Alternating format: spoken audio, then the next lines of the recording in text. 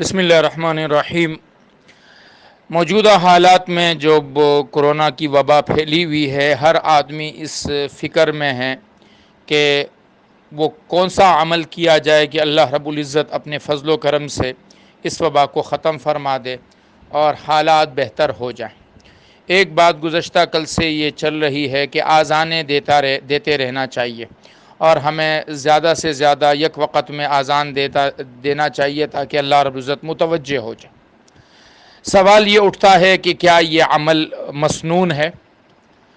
تو اس کو دیکھا جائے تو آپ علیہ الصلاۃ والسلام کی پوری زندگی میں کبھی بھی ایسے اعمال کے لیے آذان نہیں دی گئی۔ صحابہ کے دور میں طاعون امواس کا بہت بڑا ایک واقعہ پیش آیا، صحابہ رضوان اللہ اجمعین سے آذان کا دینا ثابت نہیں ہے۔ آپ علیہ الصلاۃ والسلام نے اس وقت کس عمل کو اپنی امت کے لیے تجویز فرمایا ہے؟ جب بھی کوئی غیر معمولی حالات پیش آتے، چاہے وہ سورج گرہن، چاند گرہن، صلاۃ الکسوف خسوف ہو، نماز کی طرف متوجہ ہوتے تھے، ہوا چلتی تھی تو نماز کی طرف متوجہ ہوتے تھے، بادل گہرے آتے تو آپ فرماتے تھے اذا رأیتموها فافزعوا للصلاة، جب دیکھو نماز کی طرف جاؤ۔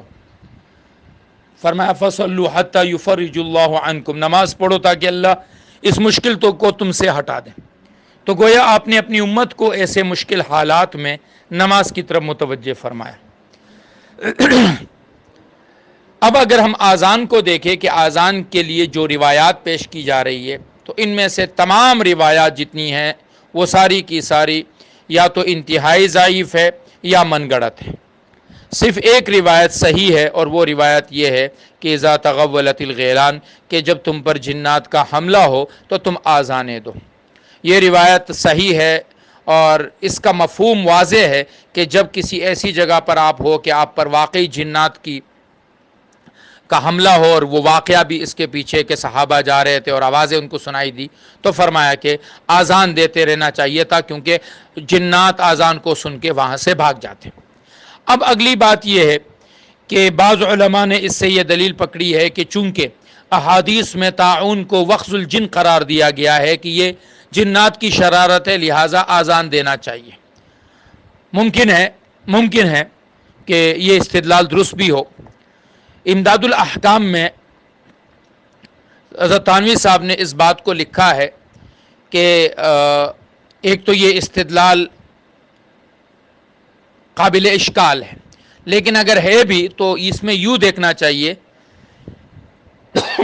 کہ اگر کوئی وبا کی شکل ہو تو اس وقت جو عادت کا وقت ہے، یعنی آذان جس وقت دینا چاہیے، اسی وقت زیادہ لوگ آذان دیں۔ اور وہ جو روایت کمزور آتی ہے کہ جب کسی بستی میں آذان دی جاتی ہے اللہ ان کو امن دے دیتے، تو اس سے بھی علماء نے مراد یہ لی ہے کہ آذان عمومی جو آذان ہے، جو آذان نمازوں کے لیے دی جاتی ہے، لہٰذا آذانیں اپنے وقت پر 5 اوقات ہیں، آذان دی جائے، اور آذانوں کی کثرت ہو اس وقت، کہ بجائے ایک محلے میں ایک آذان دینے کے 5 آذانیں ہو جائے۔ ہر شخص جو آذان دے سکتا ہے وہ اپنے گھر کی چھت پہ اسی وقت آذان دے دے۔ یہ جو غیر معتاد اوقات ہے، رات کے 10 بجے، رات کے 11 بجے، ان آذانوں کو دینے کے لیے جو مضبوط دلیل درکار ہے وہ دلیل موجود نہیں ہے۔